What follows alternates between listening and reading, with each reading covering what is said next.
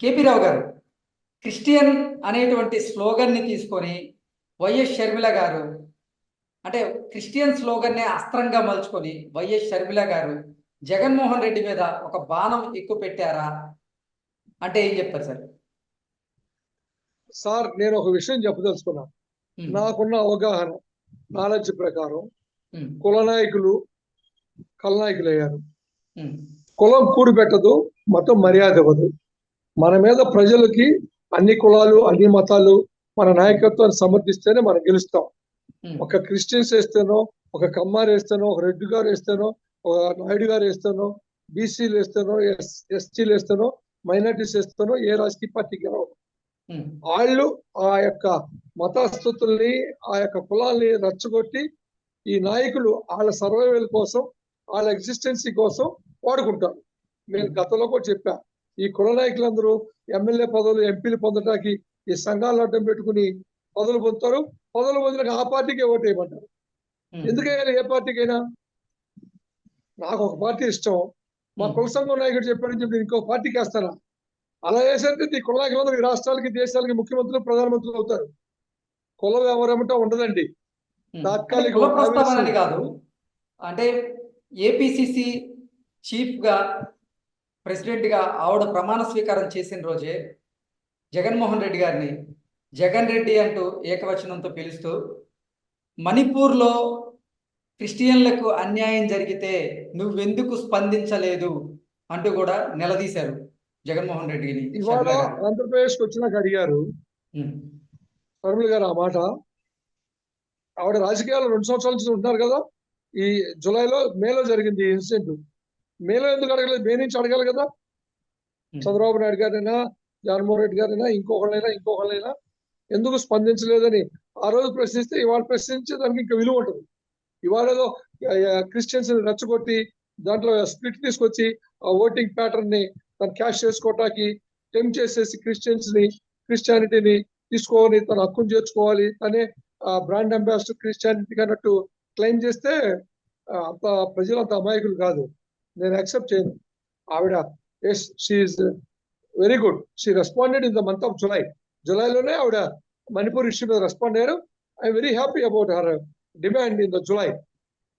ఆ రోజు అందరి మీద ప్రశ్నిస్తే బాగుండేది. ఆ రోజు ప్రశ్నించుకుంటే వాళ్ళ రాజకీయ అవసరాల కోసం ఇప్పుడు ఈ రాష్ట్రానికి వచ్చినాక మాట్లాడతాం ఏదో వ్యక్తిగతంగా లబ్ధి పొందాలని ఉద్దేశమే కానీ not in the interest of Christianity. Okay, ఆవిడ ఇంకొక విమర్శ కూడా చేశారండి. భారతీయ జనతా పార్టీ అలాగే వైఎస్ఆర్సీపీ పార్టీ కూడా పొత్తులో భాగంగా ఉన్నాయి, పొత్తులోనే ఉన్నాయి, కాకపోతే లోయర్ కరెంట్గా ఈ రెండు పనిచేస్తున్నాయంటే కూడా ఆవిడ కొన్ని విమర్శలు చేశారు. ఆవిడ విమర్శల ప్రకారంగా నిజంగా భారతీయ జనతా పార్టీ అలాగే వైఎస్ఆర్సీపీ పొత్తులో భాగంగా ఉన్నాయా అంటే ఏం చెప్తారు సార్? అందులో భాగంగానే అంతర్గతంగా ఉన్నాయి. ఎందుకంటే పబ్లిక్ గానే బీజేపీ వాళ్ళు ఏది పెట్టినా రాజ్యసభలో లోక్సభలో వైఎస్ఆర్ పార్టీ ఎంపీలు సపోర్ట్ చేస్తారు, పబ్లిక్ గానే చేస్తారు. దాంట్లో సీక్రెట్ ఏముంది? పెద్ద తెలియని విషయం కాదు కదా. ఎందుకు చేస్తారు? ఇక్కడ ఈ రాష్ట్ర ప్రభుత్వాన్ని డిస్టర్బ్ చేయకుండా, ఈ రాష్ట్ర ప్రభుత్వానికి ఇబ్బంది లేకుండా ఈ రాష్ట్ర ప్రభుత్వం సర్వైవ్ అవ్వాలి. జగన్మోహన్ రెడ్డి గారు తనకు ఎటువంటి ఇబ్బందులు లేకుండా తన ముఖ్యమంత్రి కంఫర్టబుల్ గా నడపాలి, ఈ రాష్ట్రాన్ని తను కంటిన్యూ అవ్వాలి, తన పదవి కాలం కంప్లీట్ చేసుకోవాలి అనేటువంటి ఒక అండర్స్టాండింగ్ తో ముందుకెళ్తున్నారు. అది జగమెరిగిన సత్యం. అది అందులో భాగంగానే జగన్మోహన్ రెడ్డి గారు భారతీయ జనతా పార్టీకి మోదీ గారికి మద్దతు ఇస్తున్నారా, లేదంటే తన మీద ఉన్నటువంటి కేసుల్ని ఇప్పుడు తెర మీదకి తీసుకురాకుండా ఉండేందుకు జగన్మోహన్ రెడ్డి గారు ప్రతి అంశంలో భారతీయ జనతా పార్టీకి మద్దతు ఇస్తున్నారా అంటే ఏం చెప్తారు సార్? కేసుల కోసం ఇచ్చారా, తన ప్రభుత్వం కోసం ఇచ్చారా, తన సంక్షేమ పథకాలు ఇవ్వాలంటే డబ్బు కావాలంటే కేంద్ర ప్రభుత్వం సహకారం కావాలి. దాదాపు 2.5 లక్షల కోట్లు నేను ఆయన సంక్షేమ పథకాలకు ఇచ్చానంటున్నాడు. ఎంతో 2 లక్షల కోట్లు అప్పులు చేశారంటున్నారు.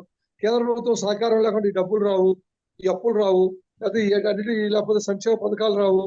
ఆయన వాళ్ళ నమ్మకంగా సంక్షేమ పథకాలు నన్ను గెలిపిస్తే నమ్మకంగా ఉన్నాడు. మరి అది అవ్వ కావాలి బొవ్వ కావాలంటే ఆయన గెలవాలనుకుంటే కేంద్ర ప్రభుత్వం సహకరించాలి. కేంద్ర ప్రభుత్వం సహకరించాలంటే కేంద్ర ప్రభుత్వానికి సపోర్ట్ చేయాలి. ఇచ్చిపుచ్చు గివ్ అండ్ టేక్ పాలసీ అది. ఆ గివ్ అండ్ టేక్ పాలసీలో రాష్ట్ర ప్రభుత్వాలు కేంద్ర ప్రభుత్వాలు మధ్యన ఆ రకమైన అండర్స్టాండింగ్స్ ఉండటంలో తప్పులేదు. కానీ కాంగ్రెస్ పార్టీ కూడా అదే పద్ధతిలో ఉంటుంది కదా. ఎక్కడైనా ఇంతమంది ఉన్నప్పుడు వాళ్ళు కూడా ఇప్పుడు ఈవిడ కాంగ్రెస్ పార్టీతో అండర్స్టాండింగ్స్ పెట్టుకునే కదా పార్టీని దాంట్లో కలిపేసి వచ్చింది ఆంధ్రప్రదేశ్ కి. ఆవిడేమి దేశ సేవ చేసేద్దాం అని చెప్పేసి రాలేదు కదా. తన పొలిటికల్ మైలేజ్ కోసం, తన పొలిటికల్ ఎగ్జిస్టెన్సీ కోసం, తన పొలిటికల్ బేస్ కోసం కాంగ్రెస్ పార్టీ అండా దండా పెట్టుకుంటే, తన సొంత పార్టీ కన్నా కూడా కాంగ్రెస్ పార్టీ అయితే రేపొద్దున పొరపాటున కేంద్రంలో గెలిస్తే ఆవిడ భవిష్యత్తు 3 పువ్వులు 6 కాయలుగా ఉంటుందనేటువంటి ఆలోచనతో రావచ్చు కదా. నేనైనా మీరైనా ఎంతో కొంత స్వార్థం ఉంటది. అసలు స్వార్థం లేకుండా మనం మనుషులు అందుకోతాం, మహాత్ములు అవుతాం, భగవంతులు అవుతాం. అది నేను ఒప్పుకోను.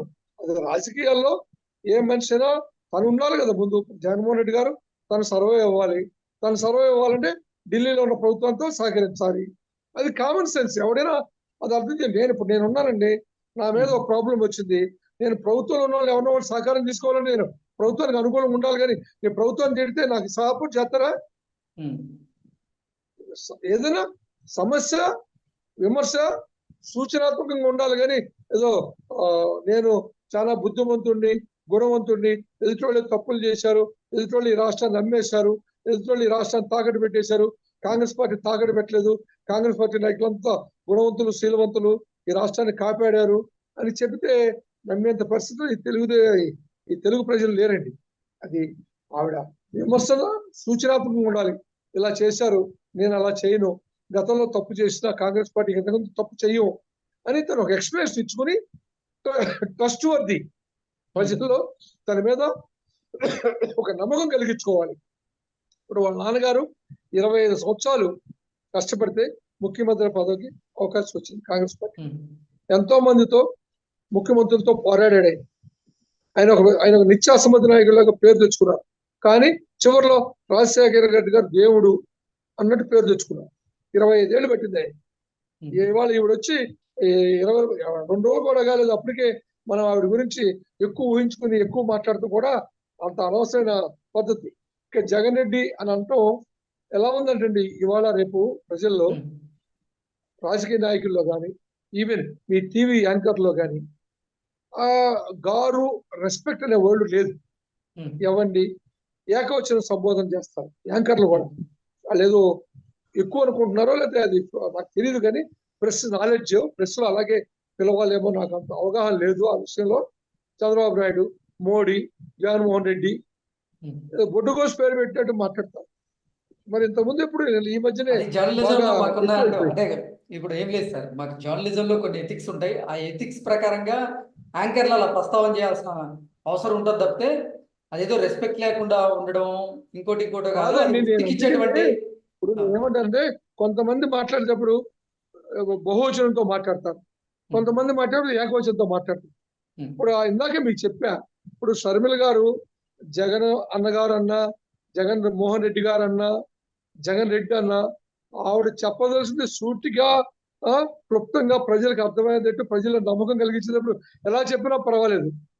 అది జగన్ రెడ్డి గారన్నా, జగన్మోహన్ రెడ్డి గారన్నా, జగన్ అన్న గారన్నా వచ్చే నష్టం లేదు. ఆవిడకేం పోయేది లేదు. జగన్మోహన్ రెడ్డి గారు అనకపోయినా జగన్మోహన్ రెడ్డి గారికి వచ్చి నష్టము లేదు. అదే మన సంస్కారం, మన సంస్కృతి.